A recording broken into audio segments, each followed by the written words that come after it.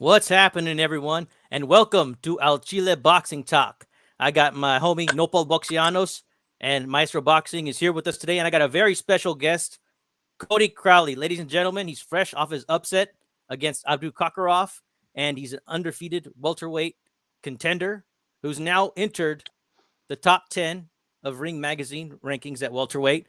He is now number 6 WBO, and it's the holidays, so we're not getting all the rankings, but he's cracking his way into the top 10 as I see the updates coming in. So I want to congratulate you, man.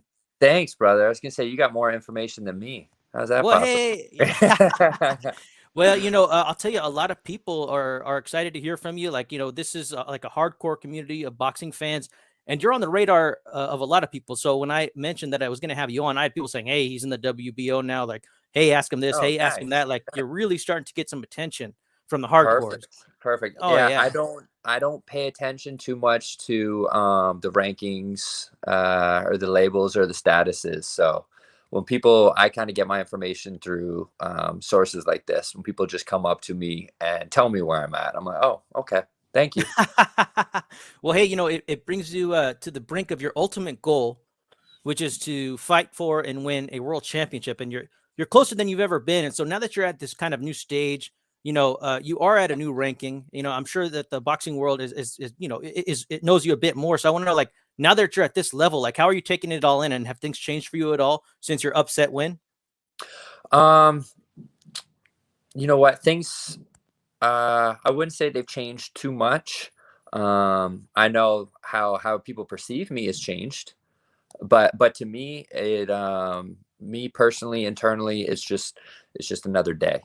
None of it really sticks too much. That I got another win, one step closer, because I'm not really looking at the destination, of becoming a world champion. I already feel like I am a world champion. I feel like every day that I get up and I push my body to the limit, every day when I get to strive to be better, I'm being the world champion that I'm supposed to be already. So I don't get too caught up on it, but I know the outside world does, and I know that they're starting to see, oh shoot, this white kid from Canada, he can fight. He actually can. At first we were just looking at his fights, and there's no crazy power, there's no crazy speed. He just goes in there and he just outworks the opponents. But now they're seeing, okay, well, the first time he had a test, and it wasn't just a small test, it was a big test, number one IBF contender in front of him. It was the exact same play out as all the ones before, where it kind of just gets boring watching the same thing. You'll see a guy just run around and me outpunch him, outwork him, and he'll just continue to take a beating and continue to drown and get more and more tired and tired and tired until the fight's over. And luckily this fight wasn't a 12-round fight for him. It was only 10 rounds, because I don't think he would have made it past. I don't think he would have made it to the 12th round bell. It was just going to get worse, and the water was going to get deeper and deeper, and harder for him to tread that water. So the outside world, they're happy to see me. They're excited. A new fighter in the welterweight division, a kid that's a little bit different, not a kid that's out there trying to showboat, not someone that's trying to go out there and just get all the glitz and glam and money. I'm here to try and be the people's champ. I'm trying to inspire the average kid, in the community boxing gym, that just with extra dedication and discipline, you can become whatever you want in this life. You can become a world champion. You can become successful at whatever you want to do. So I'm excited for boxing. The fact that there's some fresh people in the mix and some fresh air, and hopefully that can help grow and evolve the game.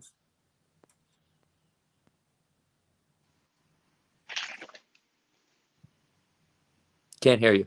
I'll jump in. Chicano. Cody is Maestro, and I was actually supposed to interview Russ Amber, believe it or not, yesterday on my show, but we had a little scheduling thing. He'll be back another time, but spent a lot of time living in Toronto, you know, and then later on in Montreal as well. So, you know, Beautiful. I'm familiar with the struggles that people, especially outside of Quebec, because a lot of people don't really realize Quebec is almost It's its own country inside of its own Canada. country, Yeah. right? Nothing goes Exactly. in, nothing comes out. Yeah, and yeah. So yes, I mean, I spent a lot of time there, and people, when they think about Canadian boxing, oftentimes think about boxers out of Quebec. But you know, it's a French-speaking nation. It's separate from what, you know, most people think of when they think of Canada. What most people think of Canada when they think of Canada is the English-speaking part, which is where Yep. you're from, Ontario. And you know, I made this point when I was talking about Samuel Vargas many months ago about how difficult it is to come out of Ontario or even from a bigger city like Toronto and make it as a boxer. I'm hoping you can talk a little bit about that, because Lennox Lewis was in Ontario. He had to leave, right? Right. And that's You had to leave, right? So that's exactly what I had to do. yeah, You know, from a young age, when I knew that I was going to be a professional fighter, that was my dream. This is what I'm doing. Um, and I'm going to make it happen. And I was smart enough to understand that, shoot, you know, everyone in Canada is pretty much just born with hockey skates on their feet or a lacrosse stick in their hands.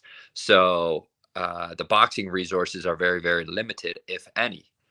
And if I'm going to be the best at what I want to do and successful, I need to put myself in a successful environment and be around the right people. So I knew from a young age that Las Vegas was the fight capital of the world. So when I was 21, I decided to make that move. I'm going to put myself in the best possible environment to be successful, that has the most amount of opportunities, the most amount of resources, the best trainers.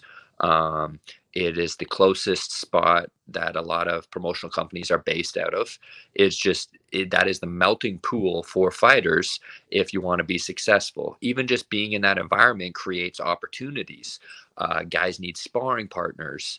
You know, fights fall out last minute. Well, they scoop up the local guys. So by going and just putting yourself inside that environment, you're automatically creating opportunities for yourself that would be feasible if you weren't there. So I had to leave. I went. I threw myself to the wolves. I came down here. Um, you know, coming from a lack of resources in boxing, when I first met my trainer down here, he didn't even want to train me. You know, he told the guy that was messing with me, whatever money you've invested in this kid, don't invest anymore, because he's garbage. He's horrible. And quite frankly, I don't really want to train him. And it was with that Canadian tenacity and willpower that I have inside me that's just like, no, I don't care. I'm just gonna keep showing up every single day, and I'm gonna outwork all your skilled fighters and show you that, you know, to be successful in this sport, it takes more than just talent. It takes something special inside of you. And eventually, you know, a couple months later, he's like, oh shit, I'm learning something from this kid. Um, he's showing me things that my other fighters who are have God-given talent and are just superstar ready now. He's showing me things that they're missing, that they don't have. Um, and that's how me and my coach formed our relationship. And same thing, even with, you know, the Floyd Mayweather sparring. When I showed up there, they told me, no, you're too tall. And I sat there for 3 weeks, no, 2.5 weeks in the corner, until one day randomly Floyd just called me into the ring. Um, so it takes that type of resilience, um, coming from where we come from with the lack of resources. And if I didn't have that, I wouldn't be where I am today, and I wouldn't be successful. So I had to leave Canada, be strong, connect with everyone I needed to connect to. And then what you've seen is I went back to Canada, back where my roots were, and dug those roots in a little bit deeper and started to bring back the boxing resources that I found. I created platforms for other fighters to come and showcase their talent on without having to sign to, you know, a promoter that might only have 1 or 2 shows a year in such a small area, just due to the lack of competition.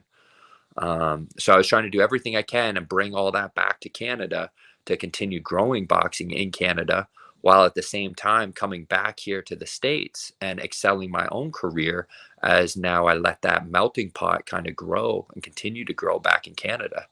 And my vision now, because I got my shows promoted to the highest point where I could fund it to climb my rankings. And then when I got to the point of top 10 in the world, I couldn't afford to fund those opponents that I need. So, that's why I came back here, teamed up with some of the biggest people in the game. And then my goal is to go back to Canada and continue to grow that melting pot and produce more boxing resources and a boxing community in Canada.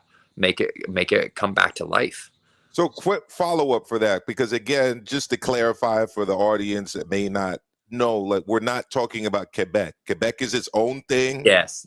Quebec has had world championship cards. Montreal has hosted everything from Pascal and Boutte to Leonard versus Duran. So we're talking about Ontario specifically here. Yes, I'm talking about, when people hear Canada, they also think Toronto. Yeah. They think the city. They don't realize that, there's all kinds of beautiful places out there with acres and acres of trees and water and land and cottages. They really just think of Toronto. Yeah. So Toronto is one of the places that I want to build out. Canada, if you see the support anywhere you go in the world, people are normally like, oh, he's Canadian, he's so nice. That's just the people there. They're so super, super nice. And they support. So if they have the right horse to ride behind, they'll support. I just feel like they haven't had the right horse to get behind in Canada to fully engulf and support them. You see what they do when, the Toronto Raptors finally won the championship. They shut down the whole entire city. Roads were just blocked because of the supporters. You see the Toronto Maple Leafs, they haven't won a championship in how long, and sometimes don't even make it to the playoffs, but every single game is a sellout, basically. That's going to be my follow-up for you real quick, Chicano. I want you to be able to explain why, a Youngstown, Ohio can develop a homegrown world championship fighter, or, you look at Pittsburgh, which is smaller than Hamilton, can develop a guy like Paul Spadafora, who became lightweight world champion out of a place like that. What's preventing, a medium-sized city like Ontario, like a Hamilton, even from doing that? Like, what are the barriers? You'd know that as a promoter and as a fighter. Like, why is it different there than it is in an Ohio, in a Western New York, in a Pennsylvania?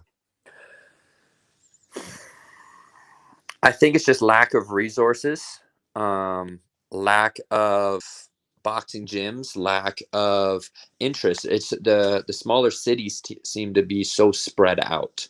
That's why I know where I was from in Peterborough, Ontario. There was one boxing gym, and then to go and get decent sparring or to even box with a professional, I'd have to go and travel an hour or so just to box one other professional. So it all comes back to resources, but that doesn't mean that a person can't be homegrown and bred into being a champion from a small town. I still consider myself from Peterborough, from Ontario. What I'm doing right now is I'm on a job. I'm here on a job working outside of home. That's still my home. I still go back there and do training camps sometimes with my coach. It puts me back in that mindset of where I'm from, and where we're going. So I don't think anything's stopping anybody but themselves, to be honest, because they can come up with those excuses. I don't have sparring partners. Well, guess what I did? I went and found sparring partners. They can come up with, there's not enough boxing gyms. Okay, well, open your own boxing gym.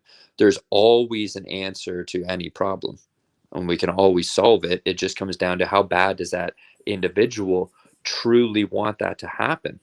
I've had a lot of things in my life that I said I wanted to happen, and to everybody else, they would say it's crazy. When I was 16 years old, I used to watch videos of Floyd Mayweather every day till like 2 a.m, hitting pads with Roger. Blank 10 years later, a kid from Peterborough where nobody knows, and he shouldn't really be anything, is in the ring helping Floyd get him ready for his biggest fight in boxing history. Right? Like I made that happen. I could go and put all kinds of excuses as to why it it it didn't happen to anybody else, but you can always make it happen. I first went to Dana White when I was 16 and tried to pitch him the idea to do business with me. And I said, you need to create an Ultimate Fighter TV show for kids under the age 18, for amateurs, to produce a platform for them to grow and truly come up in the sport how they should, just like other sports, hockey and everything like that. You get time to grow before you get into the professional rankings. I tried to offer him this idea, and he laughed at me and said, come back and see me when you're older. 10 years later, I'm doing a business deal with him, having my fight personally streamed across 140 countries on his platform from Canada. There's just a lot of these things that we could go and make excuses for, or you can always find a way. Nice. Cody, I hope you don't mind if I just take myself off camera. I just don't want to get kicked off again. But man, I had a couple of questions. You've touched on a lot of things, and I have to say, yes, your discipline is inspiring. It's very impressive. And as far as your sparring with Floyd goes, and this is just from the outside looking in, a lot of us maintain that he was pretty much carrying McGregor. I know you sparred Floyd for the Pacquiao and the McGregor fights. Based on the work that you gave him and what you saw in the ring that night, would you agree with that? What, that he was carrying him? Yeah. No, what I what I see is a guy who didn't train at all for a fight. Floyd really didn't train for that fight. We were in the gym maybe 3 times a week. Damn. So you have an old retired guy who's just in the gym to keep his fitness level up, go in there against a 20 to 30 pound heavier guy who is an elite athlete in his prime. And Floyd went in there and dismantled the guy. Now, why did he get hit the more times in that fight than any other fighter he's fought? Well, because he wasn't in there being pretty boy. He wasn't going and using all his tools to his advantage when his body is sharp, when he's fast, when he has that extra conditioning. But he's so smart in the brain and knows how to tactically break down his opponents, and know that he would end up suffocating McGregor, and he wouldn't be able to finish the fight. So it could look like he was carrying him, or was Floyd just following out a game plan in his head that was the safest for him to use at the level his body was giving him to perform at. Speaking of suffocating your opponent, I got to say, Cody, I really appreciate your fighting style.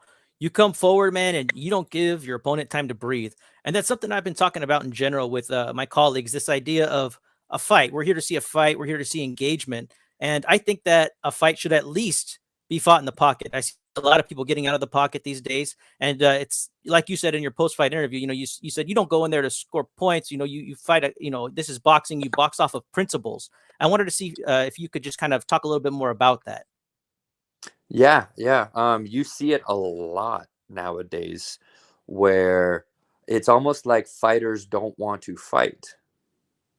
How did fighting originate? Well, it was gladiators, right? There's a big pit, and 2 people are in, and they can't escape, and they're forced to. There was no bells or timers. They were forced to fight.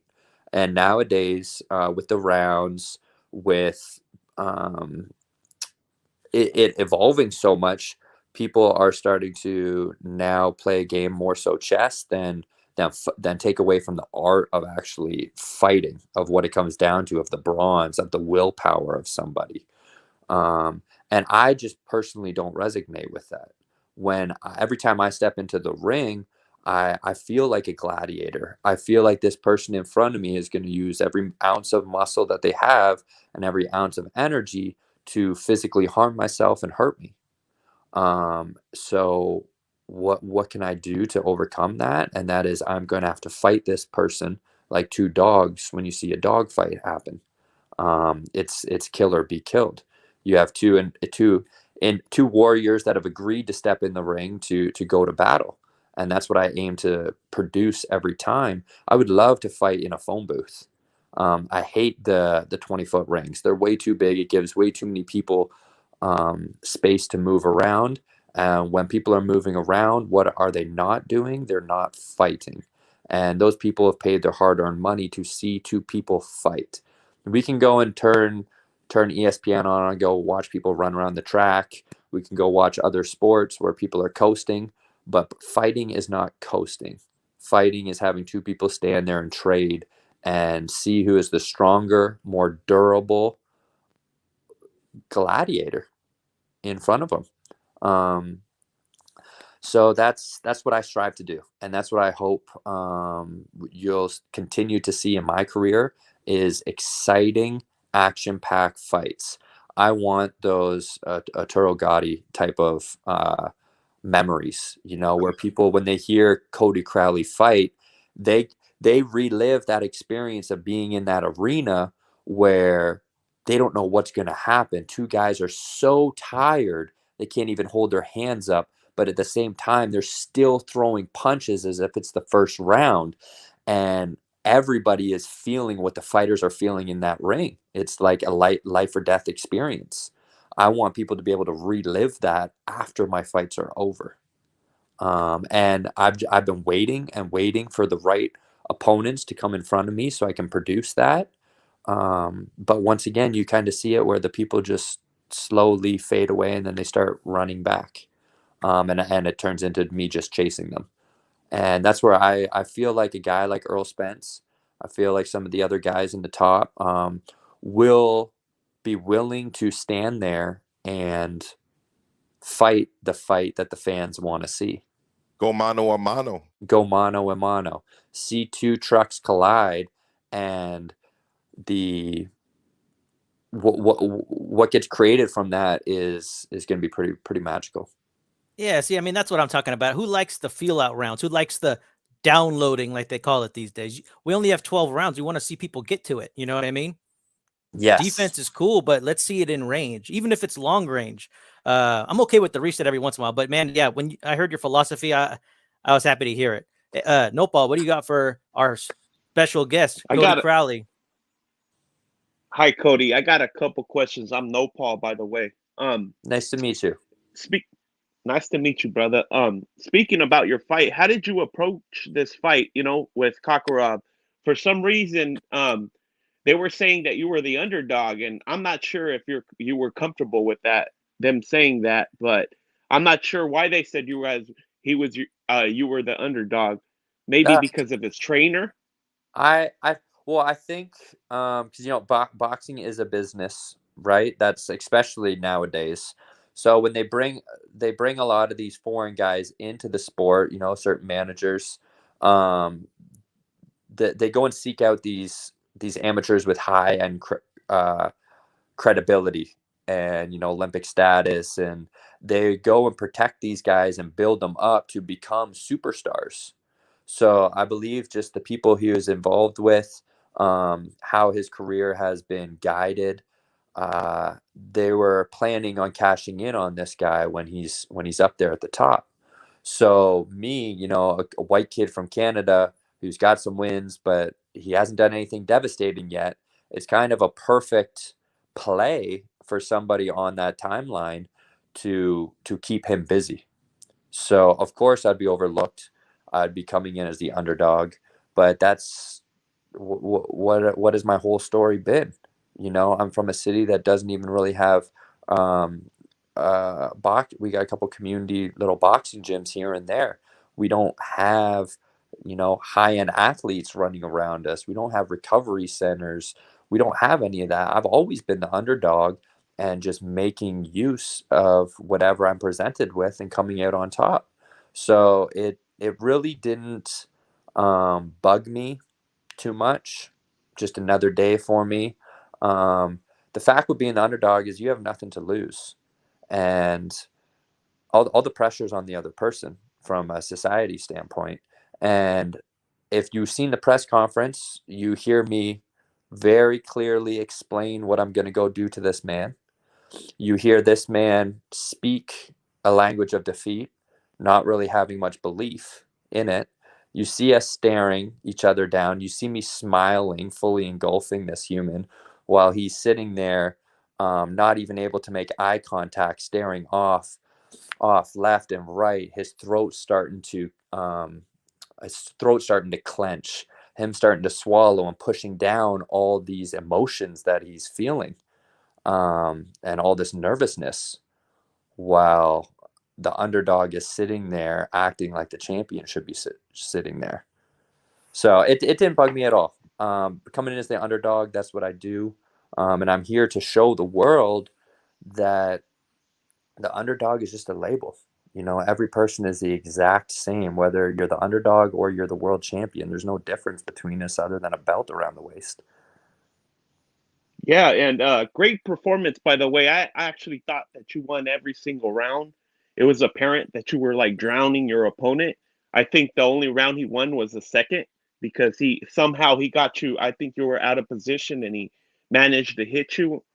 Yeah, I But it was didn't look. a little bit off, Yeah, balance. You can see when I came in, missed the hook, and he caught me. It put me on my heels, which was off balance. And then when I went to take a step back to catch myself, I just didn't step back far enough, and it kind of wibbled me even more off balance, trying to catch my step. So yeah. And Cody, I wanted to talk a little bit about your diet. Can you describe it a bit? Because I do notice that you have like a lot more muscle than the guys at 147, and I do know that you also fight at 154 sometimes. But is it hard to make 147 for you? So the reason why I fought at 154 was when I was going back to Canada, trying to dig my roots in deeper and build the scene up there. They are under the same day weigh-ins. So due to those same day weigh-ins and how I like to go and maneuver my weight cutting schedule, it didn't allow me to perform at my best. So I decided to come in, fight at 154, and I come in at 51, 52, 53 for those same day weigh-ins. When I have the ability to weigh in the day before, I know my body very well, and I know how to manipulate the body and change the weight of it so I can come in at a lower weight and still perform exceptionally well. So I definitely am a bigger 147 pounder than most individuals. I owe that a lot to how I treat my body on a day-to-day basis, and also my nutritionist, Ancientarian, Rob, who owns that company. He's got the same alignment with me as the human body, and we are an organism, and how we function, and how every plant, every nutrient out there has a specific job when it enters into your body, and the chemical reactions it creates, the hormones it creates, the cell reproduction it creates. It all matters. All the tiny pieces matter, and they add up. So as you see, when I get in the ring, my conditioning, my physique, everything is top notch. It is a healthy organism. You see, if you go and look at a flower that's outside and one guy's growing it and he doesn't water it very much, it hardly gets any sun, you're going to see kind of a deteriorating, flat, limpy flower, right? Now, if you have another flower, the neighbor has a flower outside and he waters that every day. He's got it directed so it gets just the right amount of sunlight coming in. The environment is good. Well, what do? You see a flourishing, thriving flower growing taller and standing stronger than the other flowers. So that's the same principle that I look at for my body, because my body is an organism just the same as that flower. And we all are watering and maintenance systems that we do on our bodies. They tend to differentiate a lot, depending on how much the people look into them and how much they respect them and see them as an organism. So the fact that I eat, sleep, and breathe my body as an organism, and that's my full belief system. You see it come out inside the ring. No, that makes a lot of sense. Yeah, sorry, Nopal. Just go ahead, Maestro. No, I've noticed something in the UK, Cody, which is some fighters, Dillian White being one. There was others as well who kind of located themselves in kind of small university towns, and worked with like the local universities there, and with their kinesiology programs and sports science. It's been a while since I've looked into the offerings of Trent, but for those of you who don't know, where you're from is a small college town. Yes, yep. Trent University. Trent People from University. all over the world come there. There you go. So, two questions. One is there a possibility for any kind of connection there with sports science or kinesiology? You being an elite athlete, there aren't many, as you said, that have come from your hometown. And two, what would be the site there for maybe a Cody Crowley fight, whether it's a mandatory eliminator or a title defense or optional defense? Is it the Memorial Arena? Is that a possibility at all? Or definitely talk a little bit about those two things with Peterborough. Yeah, so Peterborough with Trent University. You know what? That thought never crossed my mind, and I guess that's why me and you are on here right now. That's a great opportunity for me to go back and do some testing, and work closely on creating and expanding with people who have the technology available. So thank you very much for that. I'm definitely going to go back and connect with them. As far as the fight, Peterborough the Memorial Center has been where I've went and held 5 or 6 of my promotional shows. Always great turnout. We have a great bowl there, great audience, and it's small enough where it still feels like home. But when I come back to Ontario next, I want to fight at the Scotiabank. I want to fight at the biggest arena in Toronto, and I want it to be treated like the highest level of any sporting event. In Canada, boxing for some reason hasn't got that recognition yet, where you have other people on that same status, just in different industries, come out to support.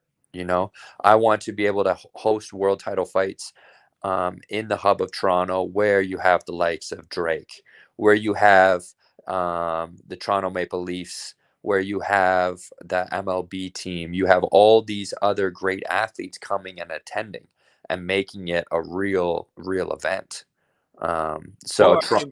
It's right. It sits right on top of Union Station too, so you can get all the people from Peterborough on the GO train and all the other small towns in there.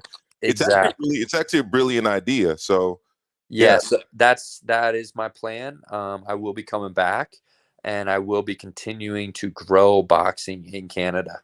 And what I'm realizing, I respect the people who were here before me, and who did things and paved the way. And I'm also, old enough and wise enough to realize that I'm paving the way for the youth that are coming up underneath me. And that's another reason why I want to go back to Canada. I want to give these fighters and create a space for the youth coming up where they don't have to go to the lengths that I had to go through, and leave their country, leave their families, leave everything they know in order to create those opportunities for themselves. Yeah, there you go. Cody, I wanted to ask, since you're speaking about being in Canada, is it tough, being like a hometown hero and then going back to Las Vegas and being like one of 3,000 boxers just there? Actually, you know what? It's awesome going home. I love it. Everybody. You go in a grocery store to grab, a piece of fruit that should take you 2 minutes, but you're in there for an hour talking to people. It's great, right? The level of connection. But I really do love when I come to Vegas that nobody knows who I am. And I can just kind of carry on my day, go where I want to go, and I really don't have any interruptions. So I love living where no one really knows who I am. my future, I feel like I'm going to soon be traveling and living and training out of other countries as well. I'm thinking about going to Costa Rica and living there for an extended period of time and posting up training camp there. Well, you can. Sorry, go ahead. Yeah, different areas where I can be secluded, because I was I really do like being alone. The less traffic around me, the more in tune I can be with nature, which in return is more in tune with myself that I can be. I was just going to jump in there real quick, Cody, and say, because of your passport and because you're from the rest of the world, being the entire world that can travel to Cuba freely. I mean, there's direct flights from Ontario there, top vacation spot for people from your part of the world. I mean, Right. you can actually even train out there for a bit, and spar and share notes and education with some of the top amateur standouts from the Definitely. country. Definitely. As someone who knows people there, I mean, they'd welcome you over in Cuba with open arms for you to train out there. Yeah, that's a great idea. Thank you. Put that one in my pocket. So, Cody, you were talking about being in touch with nature, man, and you're speaking my language, and that's one of the reasons I wanted to have you on, dude. We saw you fight, and I couldn't help but see your trunks, dude, and they were sticking out like crazy. I don't think I've ever seen chakras on the trunks, and I know for sure I've never seen Metatron's cube on there. And so I just want you to talk a little bit about why you have them on there, man. Like this might be new to a lot of people, so I just wanted. Oh, looks like he ducked, man. Who knows? Maybe. Well, all timing is perfect. So we'll see if Cody jumps back on. But I'm going to talk a little bit about his trunks and see if Cody jumps back on with us. As you could see on the sides, he has the chakras. All right. And then in the center, he has Metatron's cube.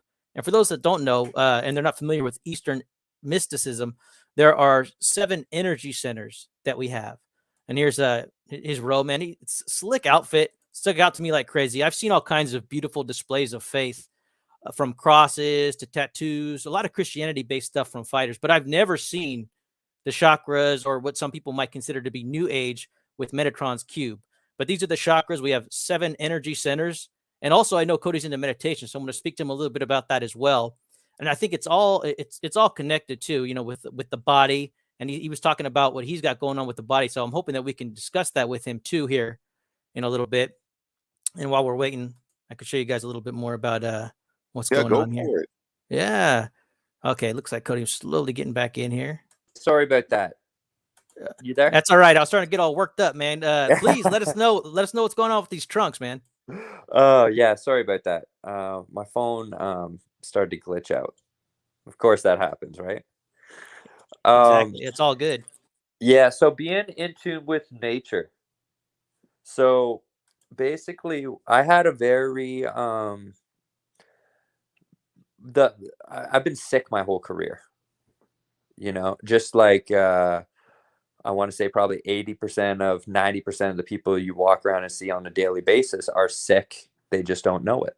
Living with brain fog, living with headaches, living with high cholesterol, living with high blood pressure, living with anxiety, living with depression, living with autoimmune conditions, skin conditions. It's all not that.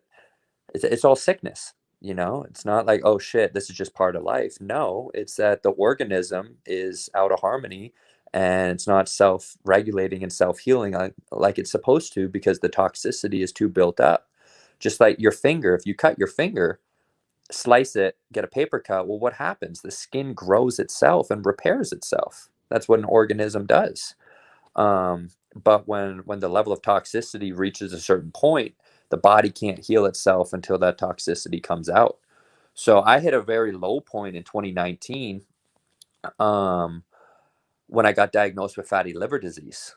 That was the first hard facts that we got from a doctor where I could at least have a starting direction on healing myself, because they couldn't really tell me much about why I couldn't get out of bed, why all my joints were so stiff and rigid that I couldn't even throw 10 punches in 30 seconds. My arms would just lock right up. They couldn't tell me why I had migraines where I couldn't leave bed for days. They couldn't tell me why my weight would go so up and down. Just they couldn't tell me why I had skin issues. They couldn't tell me why I was having bowel issues. Um, they could give me something to mask the symptoms, but they couldn't stop it and reverse it. So I went down a deep dive journey of myself one day, and I woke up and I started eating a plant-based diet, and all of a sudden everything started to get better real quick. And then one day, uh, after that, I started watching TV, and as I was watching TV, all of a sudden I was watching the movie, but I was watching it from like 3 or 4 different perspectives. I had my perspective, I had the perspective of the actor that was playing this character, who he truly was, the actor he's trying to be, the perspective of the other character in there, and I'm like, "Holy shoot. I've gone crazy." Maybe the cannabis herb did make me go a little bit psycho. You know? And then I started having these same experiences in person with people where, I'd be having a conversation just like I am with you, but I'm really up here observing everything, and taking in not just myself, but all the information that's coming in outside of me. And that's when I started realizing, whoa, there's something else going on here. I'm connecting to a different source.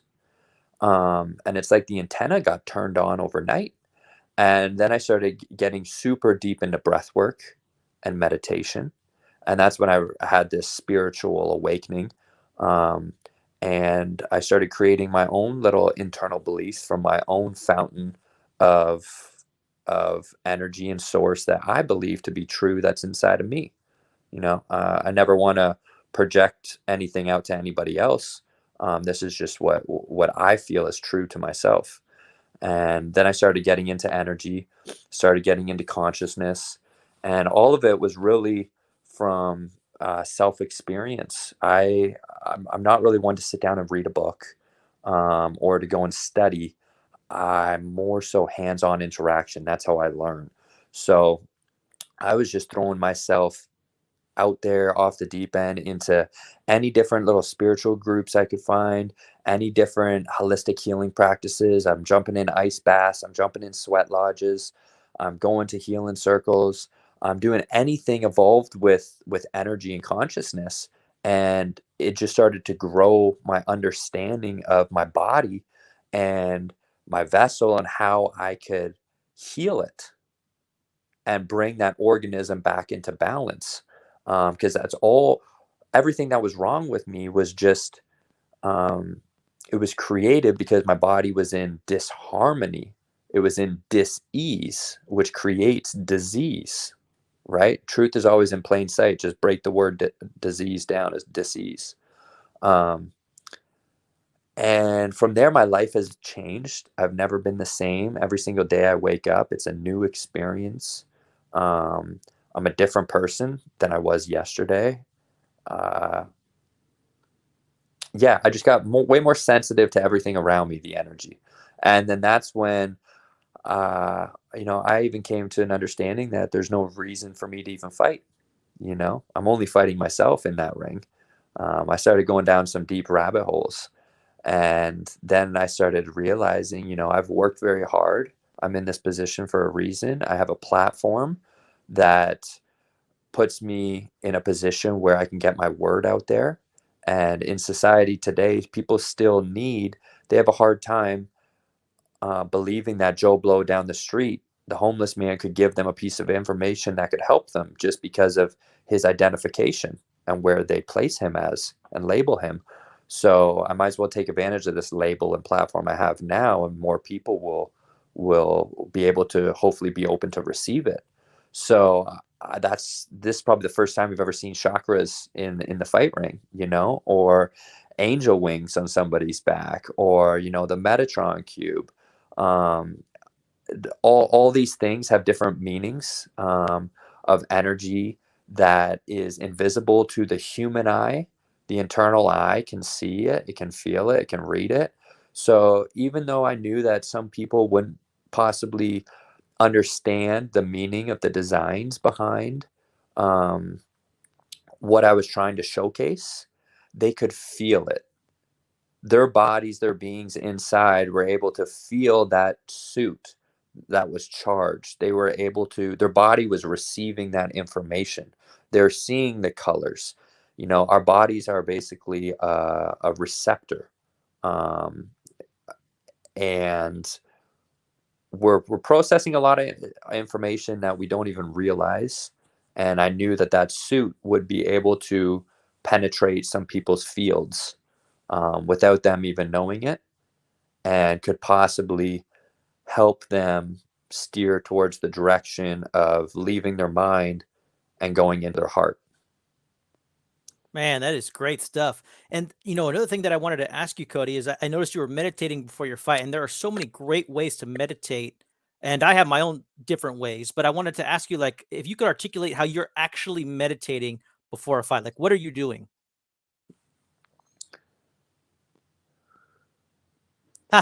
First thing I do is I clear myself, scan my whole body, I see what needs to be worked on. Then I clear again. I root down into the center of the earth, connect my root to the center of the earth. The first breath, the second breath, I breathe all the way up, pulling all the Kundalini energy from my spine all the way up to my crown, connect my crown to the heavens. And then on my third breath, become the conduit between life and death, between above and below. And I just get that feeling of the energy running up and down the spinal cord. And I can feel the little opposite ends of the poles pulling each other. And then once I hit that spot, I'm right in that void where I can start going to work. And that's where, if it's before a fight, I will completely go into the void, get whatever information or messages that my source of information is telling me. Then I will go to that area that I scanned before and seen what needs to be put in balance, cleared out. And then I will go over a little preview of what's about to happen. That's amazing, man. And man, I'm very impressed by the way you're able to tap into various belief systems and make them your own and draw inspiration from them. And it sounds like clarity too. I just think there's so much that you can do in your home area, man, whether it's just with the university or with the kids coming up, even with the Hiawatha First Nations Yes, that are out yes. there, the Ojibways from where you're from. Right. That's one thing. I really want to go back. I'm getting into other holistic healing methods for the body, for both physically and energetically. I do energy work on people. I do breath work with people. So those are things that I'm going to be bringing back to my area. But one of the things that I have found that I can have the most impact with is nutrition on a large online scale. Mhm. So I don't know if you guys seen, but right now I'm working with the superfoods company, and we have one of the best protocols that I've seen to help totally eliminate any toxicity coming in the body while still feeding the body vital micronutrients for the cells to function on a cellular level as the body cleans out and flushes out. So it's a 30-day cleanse. I do this stuff all year long, but I'm running it strictly for 30 days for everybody. Yeah.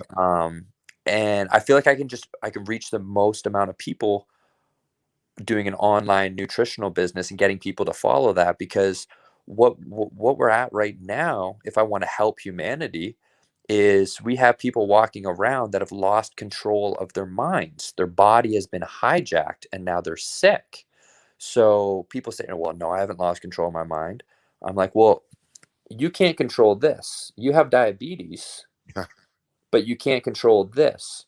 You have high blood pressure, but you're putting this in knowing that it's elevating your blood pressure. You have all these things that you're doing, killing yourself on a daily basis. As you're doing this, I know you hear your consciousness back there saying, don't do it. You're not supposed to do it. You know right from wrong. It's But unfortunate. Yeah. We're but programmed.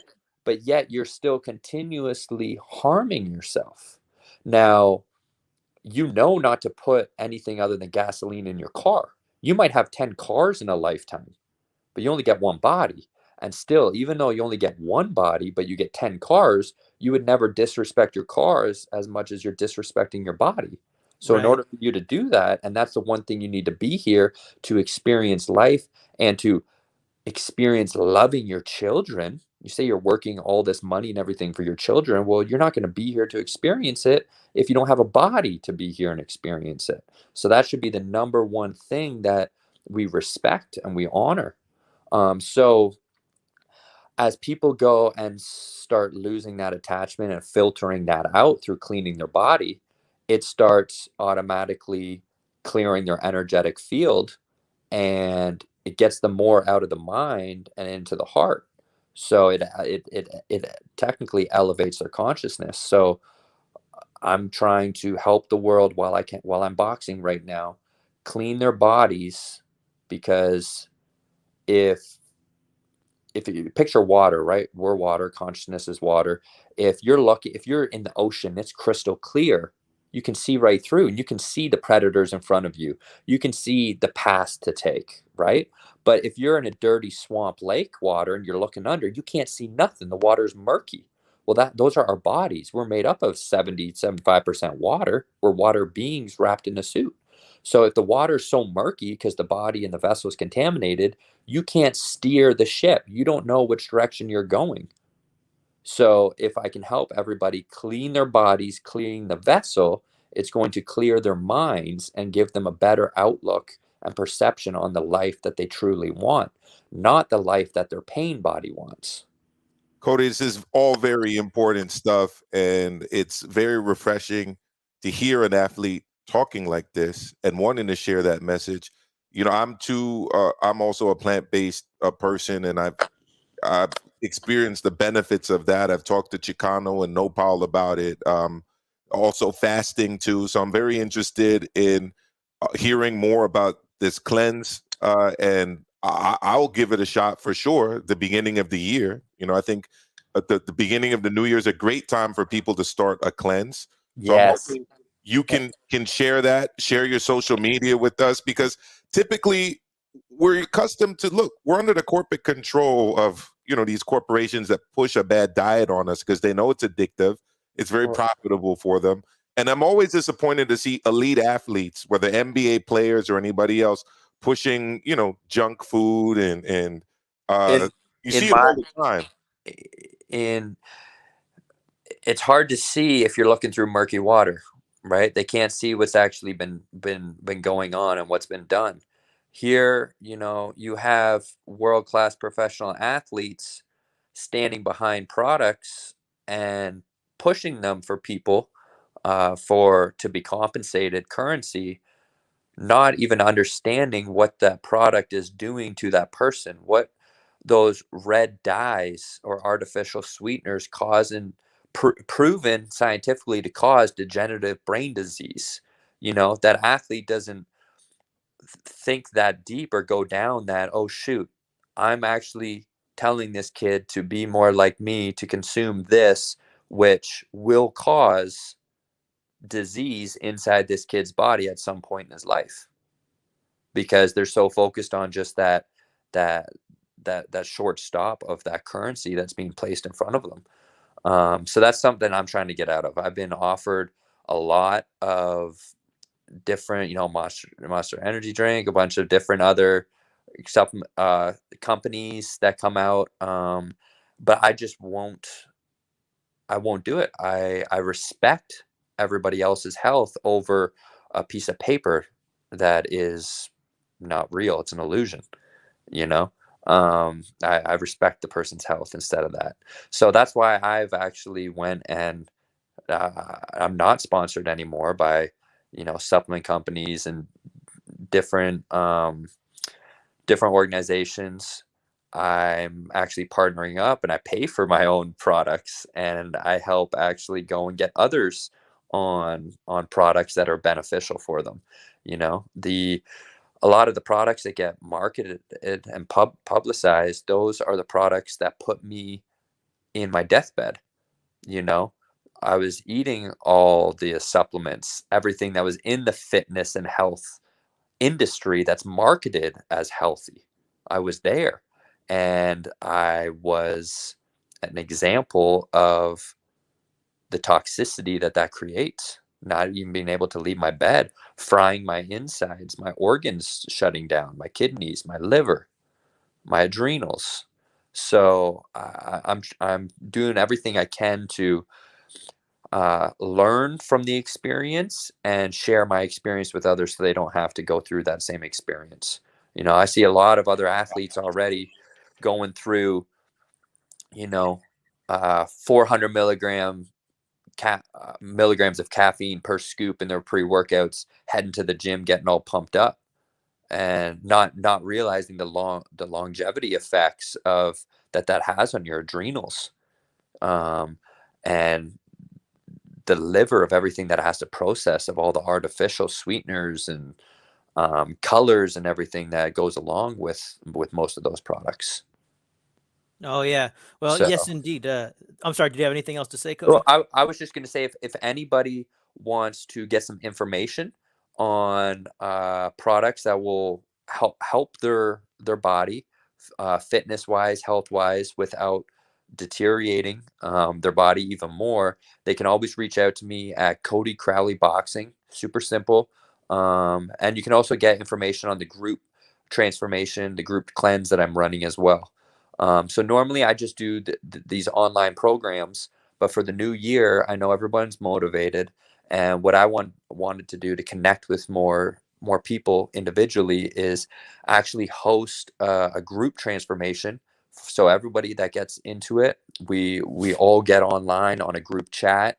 We can all go back and forth with questions every day about meal ideas, about how you're feeling, even what emotions you're feeling at certain times, what is triggering, and grow a community together of people trying to help each other and keep them extra motivated and extra inspired. So one of the things that I've done actually for my team is everybody on my team has to do the challenge the start of the year. Everybody has to clean their bodies, because I can't have people on my ship trying to steer my ship if I don't even know that they can see clearly, or that we're about to run into an iceberg, in the middle of the ocean, just because we weren't sharp enough in order to see clearly. Oh yeah. For those that don't know, I'm a meditator. I'm into the chakras. I am also an energy healer. So Cody, when you're touching all this, even like when you're talking about reading the energy of your opponent, like I didn't have any intuition until I started waking up, and now I could feel the vibrations off people. Some people just call it instinct, but you really can connect with source. So, but the body's a temple. And that's Yes. one of the things I neglect. You know what I mean? Like when I'm like pure mind and pure body, and that means like things like getting off pornography, or just just other things, or having a good diet. Man, you can really get that internal DMT drip going. You know what I mean? Oh, And it's amazing. Breath work, oh yeah, amazing. oh That's what yeah. I love putting people through breath work. A quick 20 to 40-minute session, and everybody can experience a DMT trip. They can experience themselves outside of themselves. It's amazing. We produce everything that we need right inside of us. So even the psychedelics that allow you to peek through the veil and see the other side for a bit, you can do that naturally as well. And one of the things that I found with breath work, especially for me being an athlete, we have so much physical trauma to our body. All we're doing is contracting, contracting, contracting, contracting, right? So our muscles are never lengthening and loosening. loosening. So inside the fascia, in the deepest parts, our body's actually lacking oxygen. A lot of oxygen doesn't get there. And I believe oxygen is life. Oxygen is spirit. It's consciousness. So all these areas that an athlete, when their body is so clenched up all the time, their nervous system is all clenched up, all those dense energies are stuck in areas that don't really get to open, expand, and breathe. So by doing the breath work, we open everything up. And now when it's opened, you can filter it all through with the oxygen, and it can clear out the body from traumas that happened when you were a child that you still may be holding on to. Everything is just a full rinse of the body with the breath. And if you look at us human beings right now, we're breathing so shallow. Most humans, we're breathing maybe 30, 40 breaths, short breaths per minute. And look at our lifespan. Everybody around you, 80 to 90% of them are sick, some sort of disease, and we're dying so much younger than ever. If you look at, say, a turtle or a whale, they're hardly breathing. It's so long and deep, and the breaths per minute are so low. And what do you see? Their lifespan is so much longer than ours. So the truth is always right in front of you, if you're there to see it. Oh, exactly. Like some people ask me, like, well, how do you know there's like a greater thing? How do you know God exists? And I'm like, well, it should be something that you can feel. It's something that anybody can really attain to, if they do the right things. So I'm very excited to get down on this fast. Like I said, it's the one thing that I neglect, and when I don't neglect it, I can really reap the benefits. But I'm looking for something a little more permanent. So I'm excited to join you. When I was doing research for this interview with you, Cody, I saw that you were starting this January 3rd. I've signed up. Gives me enough time to party for New Yes. Year's, you know what I mean? And get a little thrashed, recover, and then get this going. But you know what? I'm overdue. So I'm really looking forward to it. And Cody, I want to thank you so much for your time. We really appreciated this interview, and it was great talking to you. No problem, brother. And yeah, as with the food, right, we can always transmute that out, right? With the power of the mind. We've been shown how powerful the mind is. They've done studies where you might have 10 guys go for knee surgery and only 5 of them get the surgery, but 7 of them fix their ACL, or 8 of them fix their ACL. Those other people didn't even get the surgery, but they healed themselves just through thought alone and belief. So even if you are eating bad, we can transmute that out through thought alone, but that's just more energy for your ship, your vessel to have to do. It's more taxing on it. Cody, before you go, I overheard you talking about artificial sweeteners and all that. How bad is drinking a Diet Pepsi or a Diet Coke? If you look at what aspartame does to you, I don't think you'll drink it again. It literally it like rots the nerves inside your nervous system.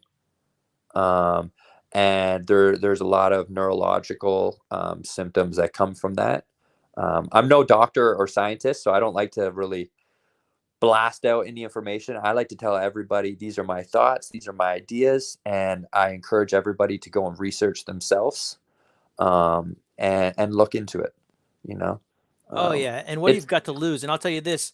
I've seen the effects for myself, but I've not done a plant-based diet. I've done like a 4-day water fast. I've done some other ones, but this will be the first time I'm looking to do something long-term and then keep up the good habits. I know Maestro's about the plant-based, and I know you got to get going here too, Maestro, in a second. But I believe so. One of the conditions that got created for me was autoimmune. And I don't like giving names to anything, but one of them was lupus. Now, I personally believe that was created from the years and years of aspartame and artificial sweeteners. I was so heavily addicted to the fitness world from since I was 14 years old. I remember the only water. I can only drink water. I can't drink anything with calories. I'd be putting like 12 to 14 different Crystal Light sticks in my water, because I hated the taste of water, but it made it taste good. And there's 0 calories, right? Because all we knew was macros at the time. And we thought that that's all health was: protein, carbs, and fats. So that, and then with all the products that I was using in the different pre-workouts, different health drinks, all had some sort of dyes and artificial sweeteners in them. So I truly believe that that is what caused my autoimmune. Mm. All right. Well, very good. Well, hey, if y'all want to start up with us, you can reach Cody Crowley on Instagram. He'll give you all the information you need. And regardless, I'm going to be updating you on it as I go through it. So Yes. I'm looking forward to it. I can't wait to see the pre Hey, and post picture, brother. I Yeah. just followed you, Cody, on Instagram and on Twitter. Hopefully we can connect again, because I definitely love to do a part 2. Yes, sir. On Peterborough, on Trent, on all that you're doing in the game. So I think we should get a part 2 done around February 3rd. That would be That great. was great. We can see the difference in this man. yeah. Cody, before you go, I just want to commend you for being such a humble dude. You can tell just by looking at you that you are a real humble guy, and that doesn't get really appreciated these days. But on this channel, Al Chile, we appreciate that a lot. Thank you very, very much, brother. I'm here to connect with every person that I can, and to have my goal, my vision is to help change the directory that humanity is on. And in order to change that, understand that we are all the same. We're all part of that one species. Right. So, we'll always be at war with each other unless we realize we're all sisters and brothers. Exactly, man. So, We're going to hire that vibration. Thank you. And all is one. Cody, thanks again, man. And we'll talk to you soon. We're going to follow up, and enjoy the rest of your day. And you have fans here at Al Chile. thanks, guys. Love you guys. Have a great day. All right, man. Take care. Thank you. Absolutely. Thank you. All right, man. Well, that was excellent, dude. I'm so glad I got Cody Crowley on. What a pleasure. All right. Well, hey, man, we're going to wrap it up. That went longer than we expected. So we'll do like a little post-fight maybe next week. Maestro, dude, thanks for joining us, man. It was great having you on and fielding some questions. And Nopal, always great as always, man. No, my pleasure, man. And you guys can join me if you want to in a bit. I'm about to go live to talk about White versus Fury, and why I think that should happen and will happen. So I'm going to head over there right now. And want to thank you for having me on the show. It was a great pleasure. Both Nopal and Chicano, my 2 brothers. So anytime I can jump on, I'll do that. And I'll see you guys soon. All right, man. That sounds good. Everybody have a great one. Thanks, Happy Maestro. holidays. It was an honor having you on, brother. That's Thank you right. so much, brother. Peace. Later, guys.